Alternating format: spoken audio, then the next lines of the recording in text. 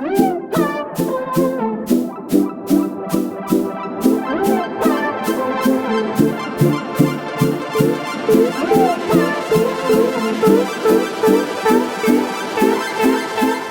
guys, and welcome back to my YouTube channel. Thank you so much for joining me for another one of my videos today.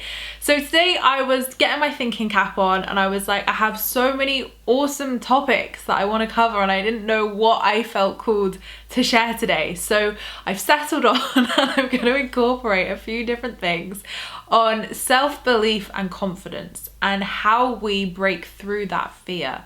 So how we can face our fears, how we can break through that fear to manifest our dreams, to feel that self-belief and confidence, and to live and manifest our best life. So ironically, confidence was something that I did really used to struggle with. As a child, I was like the quietest child ever. I didn't speak to anybody. I was so nervous.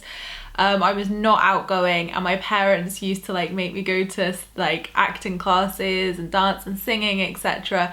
I think to help my confidence, and I'm so pleased they did because I loved doing all of that and it was really fun to like get up on stage and like be silly and do musicals and etc, and you know, looking back throughout all my jobs as well, and I think being able to do that enabled me to then be confident in my jobs and be confident in myself growing up. But when I was younger, it definitely was a very different situation. And I think now, like, you know, I'm a Virgo, it's in my DNA to be like quite reserved. I think even now, like, there are many things which Virgos naturally fear, but also I think that I always have been someone who's like, you know, who am I to do that? Or, you know, why should I do this, etc. So confidence and self-belief, ironically, has been quite a big lesson for me, but you wouldn't think it because everyone's like, Emma, you come across so confident. And I'm like, yes, because I do it scared. I do everything scared. That's what I do. And like even very recently, I did something in my personal life which was extremely scary, but totally rewarding. And I was like, I could get up in front of Tony Robbins in a crowd of 4,000 people and tell them my problems. No shame, no nerves, nothing. Something in my personal life I was doing, petrified. Like, I've been on live TV, loads of different things. And it was really interesting for me to actually witness that fear and to say, right, walk your talk with this. Like, you're not gonna back down. You're not gonna wimp out of this. Like, you have to have that self-belief and that confidence in yourself. So the way that we do this, and I think 2020 is such the best time to do this, because as we've come into a year where we've literally been thrown into the unknown, thrown into a situation where we're constantly letting go, constantly surrendering, constantly having to ebb and flow with this new world that we find ourselves in and new situations. And so many people have woken up to so much this year, whether it's having a spiritual awakening, whether it's awakening further, whether it's realizing that the job, the career, the house, or whatever they were in wasn't for them anymore. And there has just been so much falling away for every single person. And I don't think there's one person I've known who's escaped this. I mean, if you are one of those people, then please celebrate, because you are one of the only people to get through 2020 without losing. And I feel like we've all grieved something. Like, this is what I definitely have felt from speaking to lots of people and speaking to my clients, etc. We're all grieving a loss in some way, whether it's something massive, whether it's a loved one, whether it's health, whether it's something smaller. There is so much grief and loss and letting go happening in 2020. And I feel like naturally this is actually spurring people on to be like, well, if not now, then when?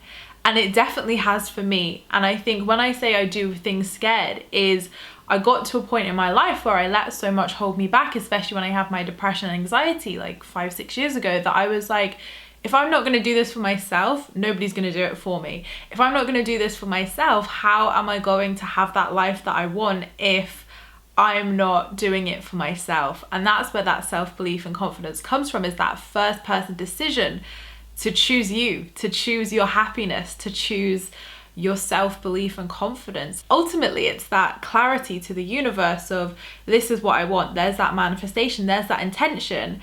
And it's having the self-belief and confidence to then walk that talk, to take your inspired action, to go along that journey and to choose the things that represent that manifestation and not choose the things that don't represent it and keep you stuck or keep you small, etc. But that doesn't mean it's easy. Like, I'm not here to say like that path's going to be easy. Like, these are our life lessons. This is what we came down here to learn. This is all part of our soul contracts. And as humans, we're always going to be learning, and we're always going to have lessons, and we're always going to be learning these lessons that we are here to do. And self-belief and confidence is such an important one, and a massive amount of the time why people don't achieve their dreams or don't go after their dreams, because the imposter syndrome kicks in, the I can't do this, who am I? And it's about saying, you know, what is that little voice? It's our ego, it's our inner critic, and actually I believe it's our inner child as well. So if it is that, it's a part of us, but it's not entirely us. And we know, and it's building up that confidence. And truthfully, I think, and from experience myself, I think you have to hit a point where you realize that there's no other option, that you are going to have to do this if you want to fearlessly manifest the life of your dreams, if you want to create change, create space, you know, bring that desire into your life. You have to be brave enough to manifest it. You have to be brave enough to take that inspired action. You have to be brave enough to do it. And the way that happens is by doing it scared. Quite literally, it's like exposure therapy of doing things scared. And you know, I look at my journey with like fear of flying, etc., and I would never let that stop me from traveling. Will I sit there anxious as hell the whole way? Yeah, sure. Will I sit there with my essential oils, meditating, trying to calm myself? Absolutely. But I do it scared, and over time I noticed it was getting less and less and less. And then when I was like emotionally upset, you know, with other things in life, then I would notice it would get worse. But I noticed that it was triggered based upon how I felt within myself, not an external experience on a flight, or do you know what I mean, or turbulence, etc. It was all how I felt within myself. So really, what stops us is ourselves. Quite literally, there is nobody else who stops us from achieving our dreams or having that self-belief and confidence apart from that inner critic, that ego, that inner child. And I've done lots of videos on inner child, inner critic and ego for you to go and have a look at if you want to learn more or get some tips on how you can work with that. But really, like I always say, and the biggest question that I always ask myself and my clients is, what's worse? You going and doing that thing that petrifies you or scares you, or you don't feel, you know, you deserve, or whatever the story is, like what's worse, not doing that and missing out, or doing it and yeah, maybe it doesn't work out, maybe it isn't the right house, or maybe it isn't the right job, or whatever it is, and maybe something else comes along and then that's the right thing. What's the worst that could happen? And I always thought this with my books, like after numerous rejections, after a lot of situations in my life with like slammed doors, rejections, no's, etc., it's like, what is worse? Having said I tried everything and it just wasn't meant to be, or I tried nothing and I'm gonna live my life saying what if? And that is ultimately that question you have to ask yourself. Are you going to spend the rest of your life saying what if? Or if you went and did that and you were scared and still you pushed yourself, you learned something, you got a new experience, so your confidence grew over time to be able to keep doing it and do different things, what's worse? I know which one I'd rather go for. And I'm always someone who is like, I will not live a life of regrets. I will live a life of I did everything and I did what was for my highest good and what made me happy. And that comes with that self-worth as well. Self-worth, self-love, self-confidence. So they all very, very nicely tie in together in terms of what you can look at and where you can start. So how is your self-love? Rate it on a scale of 1 to 10. How is your self-worth? Do you feel worthy? Do you have loving boundaries in your life? Do you honor yourself and honor your needs, or are you always putting other people first? These are the best places to start, because if you're constantly disempowering yourself, then how can you expect to have that self-belief and that confidence when maybe you're not giving yourself that first of all? And that's that mirror, the universal mirror here of what you put out is reflected back to you. So if you are working on that self-worth, self-love, self-confidence, and you are giving yourself and believing in yourself first of all, it makes that inspired action, that first scary step, easier and bearable and manageable Even if you're still feeling anxious as hell and you're feeling like, oh my God, what am I doing? It makes it bearable because you push yourself. Because ultimately we can have people spurring us on, we can have people cheerleading us, etc. Of course, and that definitely does help when someone else does say, look, I believe you can do this. But we are always the ones who stop ourselves in life. We are always the ones who try to keep ourselves small or don't do certain things because it's risky, it's scary. So what is the worst? What is the worst outcome here for you? Is it living a life of what ifs? Or is it living a life of saying, do you know what? I did my best. I showed up. I did what I had to do. I learned something. I grew, and yeah, I got an experience from it. Or maybe it was the very thing that worked out, and taking that step into the unknown was that very thing that you needed to do. And this is where that self-belief and confidence comes in, because it is almost like letting go and surrendering. You're stepping into the unknown of, I'm putting myself in the hands of the universe, or I'm putting myself in the hands of the gods, as such, as the saying goes, of that unknown step, of that leap of faith, quite literally, that leap of faith into the unknown where you don't know what is going to happen. And for a lot of people, that is what the scariest part is. Not the actual action, it is the unknown. It is what is the outcome, and then you're future tripping. So if you are future tripping and you are noticing that your thoughts and fears are based upon outcomes, then you have to drag yourself back into the present moment, because that again is disempowering yourself, and it's also not allowing you to see the situation or whatever it is for what it is. So drag yourself back into the present moment and center yourself, ground yourself, do some grounding. I've got some grounding meditations on my website.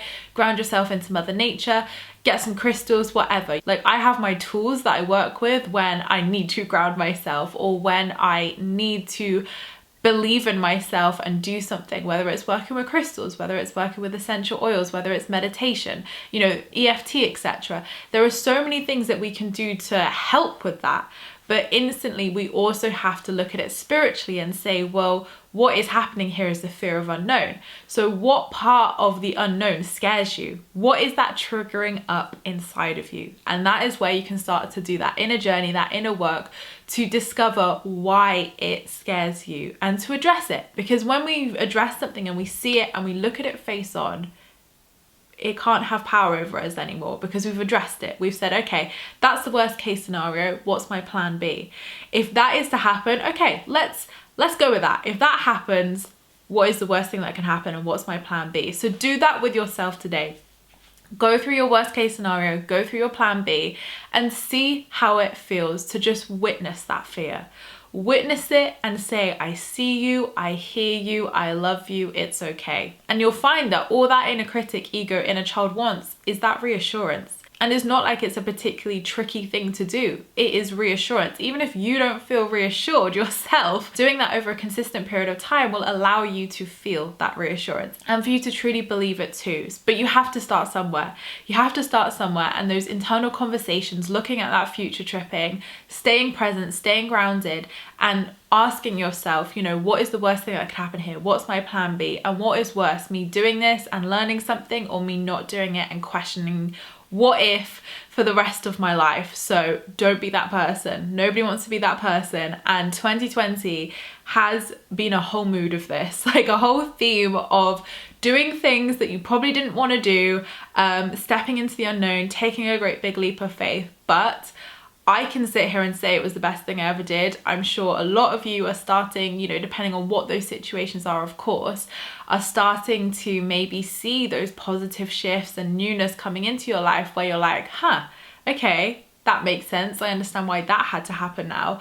But we'll only ever see that with hindsight. That's the thing. When you're going through it, you're never going to see what the lesson is or why something happened. But afterwards, when you're looking back, or the pieces start to come together, you realize, okay, right, the universe did have my back. The universe knew what it was doing all along, and my job was to surrender. My job was to let go and allow whatever experiences or whatever needed to come into your life. So sit with that today. Look at your self-belief, look at that confidence, look at your fear. What is holding you back? We know it's you, but what is holding you back internally?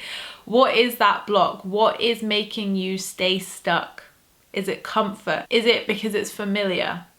And a lot of the time what stops us from creating that change and manifesting, creating shifts, whatever it is the fear of change, is the fear of the unknown. So work with these to start off with, because when you can really get into that beautiful feminine flow energy of trusting and surrendering, instead of that rigid masculine energy of forcefulness and certainty and I need to know everything, trust me, your life becomes a lot easier and you will feel better within yourself. So I hope this video has helped you guys, and I hope it has given you some good little tips to go away with today and try to help you feel the fear and do it anyway. Because at the end of the day, that fear will be there. It's how we work with it. It's how we address it. It's how we witness it, and it's how we move forward with it. So you can never truly eliminate that fear and say, oh, you know, it's gone. It's about exposure therapy. It's about doing it scared, and then realizing through that experience, actually it wasn't as scary as what I thought it would be, and actually it was more positive than I thought it would be, and then going through those experiences until you don't feel that fear anymore. But only you can do that, and you have to give yourself permission to do that. So give yourself permission today to explore this, ask yourself those questions, and permission to be happy in whatever way that looks like. So thank you so much guys for watching my video. I appreciate all your views and likes. Don't forget to subscribe if you're new here, because I would love to see you again soon. And don't forget to leave me a comment in the comments box down below, because I reply to them all. And you can also join my free Law of Attraction support group over on Facebook, where you can join myself and other like-minded souls, where we talk all things Law of Attraction and spirituality. I hope you have a fantastic week, whatever you are up to, and I'll see you all in my next video, which will be next week. Lots of love, guys.